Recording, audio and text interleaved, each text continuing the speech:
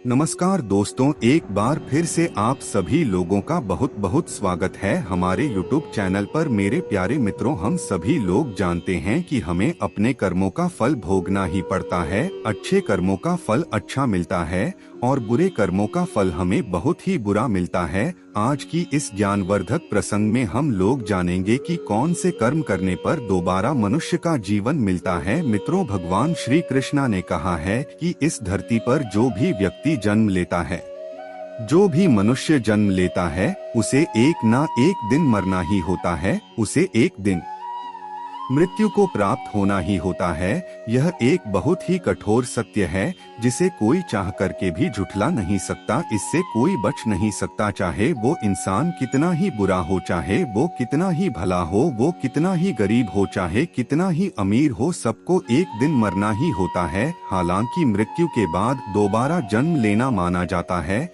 जैसे दिन के बाद रात होती है और हर रात के बाद एक नया सवेरा होता है, उसी प्रकार गरुड़ पुराण के अनुसार हर चीज दोबारा जन्म लेती ही है। कहने का तात्पर्य यह है कि जिस व्यक्ति का जन्म होता है, मृत्यु के बाद उसका दोबारा जन्म होता है, उसका पुनर्जन्म होता है। लेकिन गरुड़ पुराण में यह भी साफ साफ लिखा हुआ है कि मृत्यु के बाद दोबारा जीव को किस योनि में जन्म मिलेगा, किस योनि का शरीर मिलेगा, वो उसके पूर्व जन्म के कर्मों के अनुसार तय होता है। उसने अपने पिछले जन्म में कैसे कर्म किया है, कितना पाप किया है, कितना पुण्य किया है, भाग्य उसी के अनुसार यह निर्धारित होता है कि मृत्यु के बाद जब अगला जन्म होगा तो उसे किस योनि में जन्म लेना होगा, उसे कैसा शरीर मिलेगा, क्या उसे दोबारा मनुष्य का शरीर मिलेगा, जानवर का शरीर मिलेगा, कीड़े मकोड़े में उसका जन्म होगा, वो पक्षी बनेगा। यह पूर्व जन्म में किए हुए कर्मों के अनुसार ही तय होता है।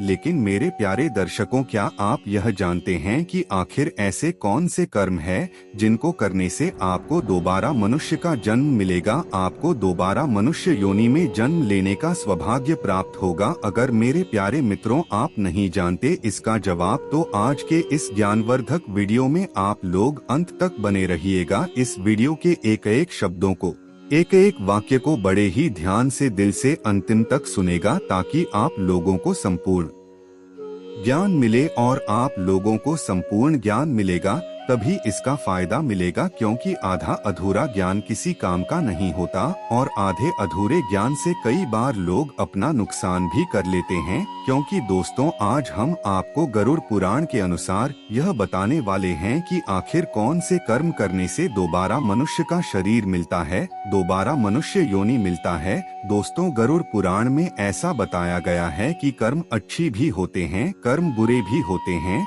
और कर्मों के अनुसार ही जीवों को नया जन्म मिलता है, नई योनि मिलती है। मनुष्य का अधिकार सिर्फ कर्म करना होता है और कर्मों का फल देने का अधिकार परमात्मा को होता है। मित्रों, इसके अलावा गरुड़ पुराण में यह भी बताया गया है कि अगर इस जन्म में आपको मनुष्य योनि मिली है, मनुष्य का शरीर मिला है, तो आपका अगला जन्म भी मनुष्य योनि में होगा। मरने के बाद आपको दोबारा मनुष्य का शरीर मिलेगा, यह बिल्कुल भी तय नहीं है। गरुड़ पुराण के अनुसार जो लोग अपने जीवन में पाप कर्मों से बचते हैं, अच्छे कर्म करते हैं, परोपकार करते हैं, सिर्फ उन्हें ही मनुष्य का शरीर दोबारा मिलता है।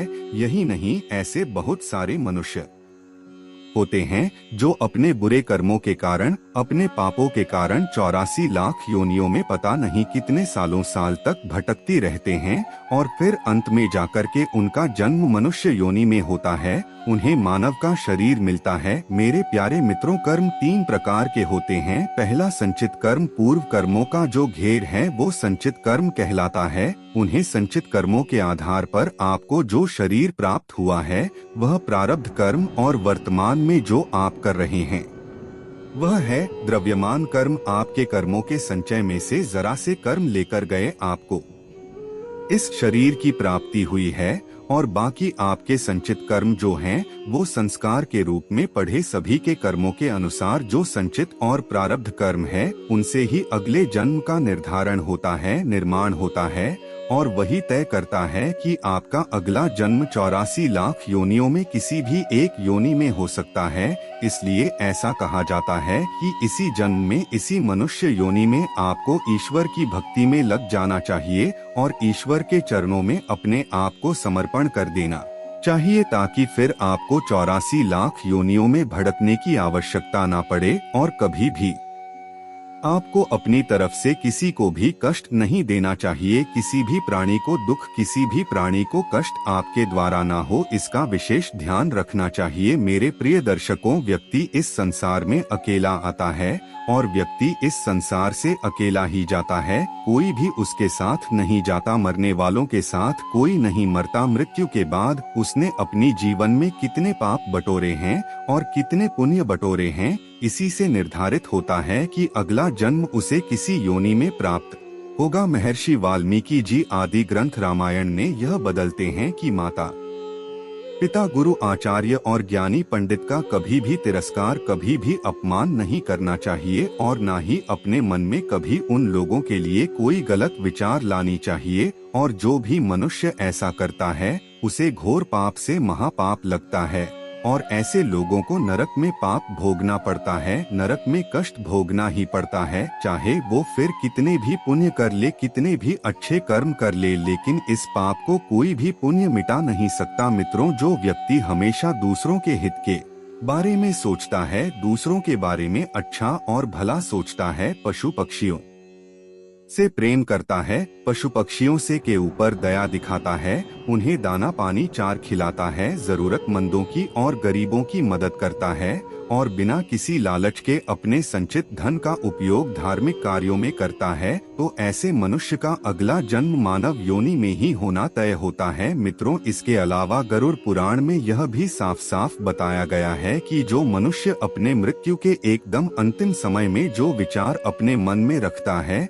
जिस चीज को वो अपने आखिरी क्षण में, अपने आखिरी समय में जिस चीज के बारे में सोचता रहता है और उसी चीज को सोचते अपने प्राण त्यागता है, तो उसे अगला जन्म उसी के अनुसार मिलता है। मान लीजिए कि कोई मनुष्य अपने अंतिम समय में किसी स्त्री को याद करते हुए अपने प्राणों को त्यागता है, तो उसका अगला जन्म एक स्त्री के रूप में ही, एक महिला के रूप में ही होता है। इसी प्रकार जो भी मनुष्य अपने आखिरी समय में, अपने अंतिम वक्त में अगर ईश्वर को, भगवान को याद करते हुए अपने प्राणों को त्यागता है, तो ऐसा मनुष्य मुक्ति की ओर अग्रसर हो जाता है। अर्थात मृत्यु के आखिरी क्षण जो विचार होते हैं, वह भी आपके अगले जन्म में आपको कौन सी योनि में जाना है, इसको निर्धारित करने में बहुत ही महत्व रखते हैं। इसलिए हमारे धर्म शास्त्रों में यह बताया गया है। इसलिए मृत्यु के आखिर क्षण में, आखिरी समय में हमेशा राम नाम का जाप करते रहना चाहिए। मेरे प्यारे दर्शकों, अंत में मैं आप लोग से यही कहना चाहूँगा कि हर व्यक्ति को अपने इस जीवन में अच्छे कर्म करने चाहिए, पुण्य कर्म करने चाहिए। उसे इस बात का हमेशा ध्यान रखना चाहिए कि उसके किसी भी बातों से, उसके किसी भी व्यवहार से या उसके किसी भी कर्म से किसी भी दूसरे जीव को कष्ट पहुँचे ना, तकलीफ ना पहुँचे। आपको मनुष्यों के साथ साथ जो बेजुबान जानवर है, पशु है, पक्षी है, इसे भी प्यार करना चाहिए। आप इस बात का ध्यान रखें कि कभी भी किसी भी पशु को, जानवर को आपसे कष्ट ना हो सके तो उन्हें दाना पानी दें, उन्हें भोजन कराएं और हमेशा जब भी सेवा करें तो निस्वार्थ भाव से सेवा करें। जब भी कोई अच्छा कर्म करें तो मन में कोई लालच ना हो, सभी जीव से प्रेम करें, माता पिता, गुरु, आचार्य का आदर करें, सम्मान करें, भूल करके भी उनका अनादर बिल्कुल भी ना करें। अगर आप इन चीजों को ध्यान में रखेंगे तो आपका पुण्य कर्म बहुत ही मजबूत हो जाएगा।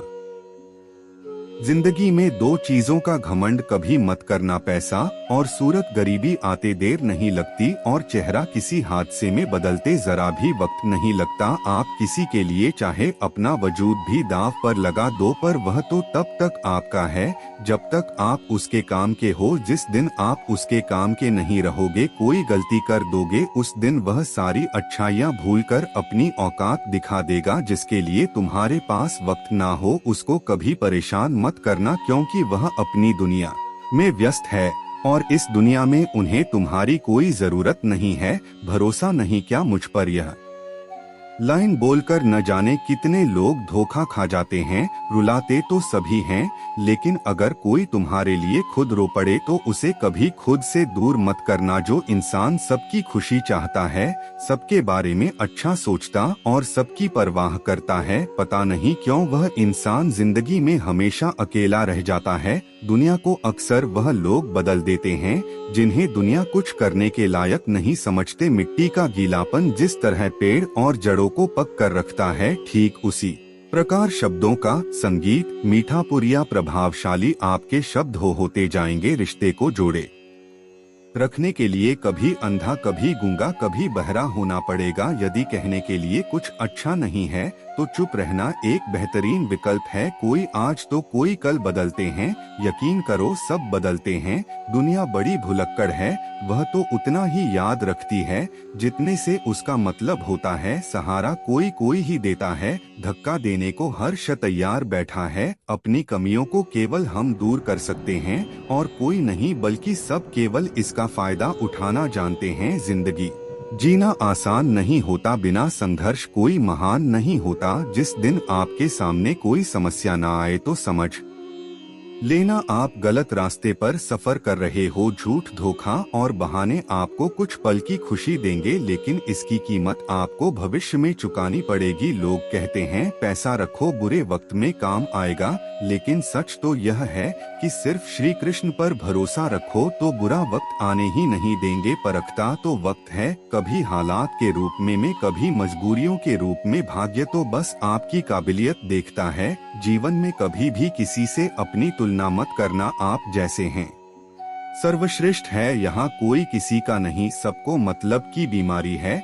जब तालाब भरता है तो मछली चींटियों को खाती है, और जब तालाब खाली होता है तब चींटियां मछलियों को खाती हैं। मौका सबको मिलता है, बस अपनी बारी का इंतजार करो। जब बुरे दिन आते हैं तो बुद्धि भी घास चरने चली जाती है। इंसान चाहकर भी सही निर्णय नहीं ले पाता, इसलिए तो कहा जाता है इंसान बुरा नहीं होता है, उसका वक्त बुरा होता है। सरल व्यक्ति के साथ किया गया छल आपके बर्बादी के सभी द्वार खोल देता है। चाहे आप कितने भी बड़े शतरंज के खिलाड़ी क्यों न हो, समय कभी नहीं रुकता। आज यदि बुरा चल रहा है तो कल अवश्य अच्छा आएगा। आप केवल निस्वार्थ भाव से कर्म कीजिए और वही आपके हाथ में है। परेशानी आए तो ईमानदार रहे, धन आए तो सरल रहे, अधिकार मिले तो विनम्र रहे, क्रोध आने पर शांत रहे। यही जीवन का प्रबंधन कहलाता है।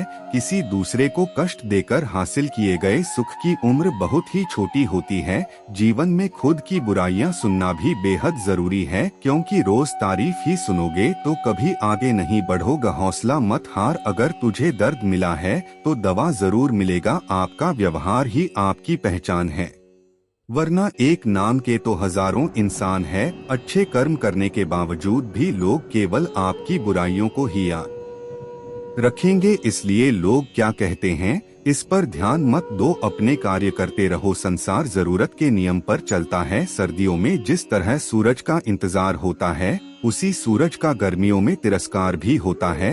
आपकी कीमत तभी होगी जब आपकी जरूरत होगी। अभिमान को आने मत दो, स्वाभिमान को जाने मत दो। अभिमान तुम्हें उठने नहीं देगा और स्वाभिमान तुम्हें कभी गिरने नहीं देगा। जो आपके दिल में है उसे कहने की हिम्मत रखो, जो दूसरों के दिल में है उसे समझने की हिम्मत रखो। रिश्ते कभी नहीं टूटेंगे। अपने लगन, धैर्य, हिम्मत और सकारात्मक विचारों के सहारे इंसान अनेक विकट परिस्थितियों से भी सफलता पूर्वक बाहर आ सकता है।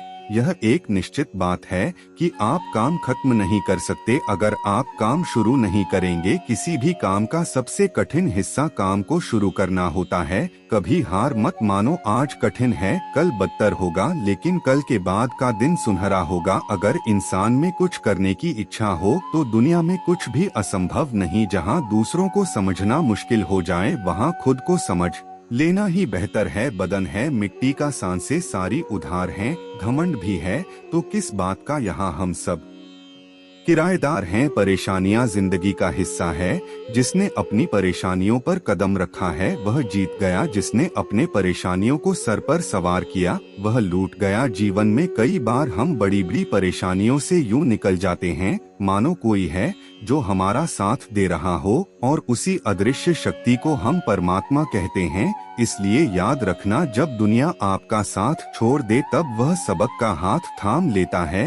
एक समय की बात है, एक राजा रोज मंदिर जाता था। मंदिर के बाहर दो भिखारी बैठे रहते थे।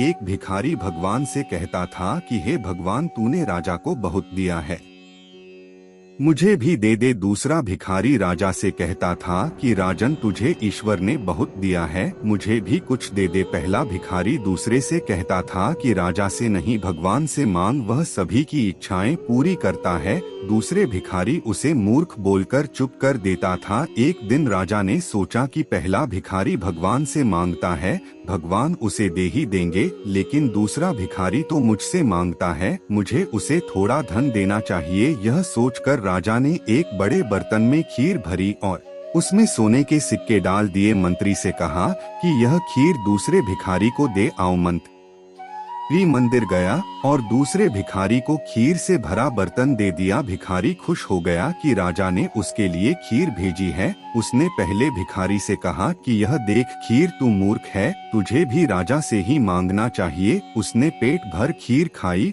और बची हुई खीर पहले भिखारी को दे दी और कहा कि ले मूर्ख, तू भी खा ले खीर। आधी खीर देकर वह भिखारी वहां से चला गया। अगले दिन राजा मंदिर आया तो भगवान से मांगने वाला वहां नहीं था। जिस भिखारी के लिए राजा ने खीर भिजवाई थी वह वहीं बैठा था। राजा ने उससे पूछा कि तुम्हें कल खीर मिली थी? भिखारी ने कहा कि जी महाराज, खीर बहुत स्वादिष्ट थी, मैंने बची हुई खीर दूसरे भिखारी को दे दी थी। राजा समझ गया कि भगवान ने उसकी सुन ली और उसे धन दे दिया। मित्रों, इस कहानी से हमें यह सीख मिलती है कि हमें भी भगवान पर भरोसा रखना चाहिए। भगवान सही समय आने पर अपने भक्तों की परेशानियां दूर करते हैं। देर से ही सही, लेकिन भक्तों को भगवान की कृपा जरूर मिलती है। उम्मीद करता हूँ आपने आज की वीडियो से आपने बहुत कुछ सीखा होगा। अगर आपको आज की वीडियो पसंद आया तो लाइक जरूर करें। इसी तरह की वीडियो देखने के लिए चैनल को सब्सक्राइब करें और बेल की घंटी को ऑल पर सेट करें ताकि आपको हमारी नई वीडियो की अपडेट सबसे पहले मिल सके। फिर मिलेंगे दोस्तों अगली वीडियो के साथ। तब तक के लिए अपना ख्याल रखिए और हमेशा मुस्कुराते रहिए। जय श्री कृष्णा।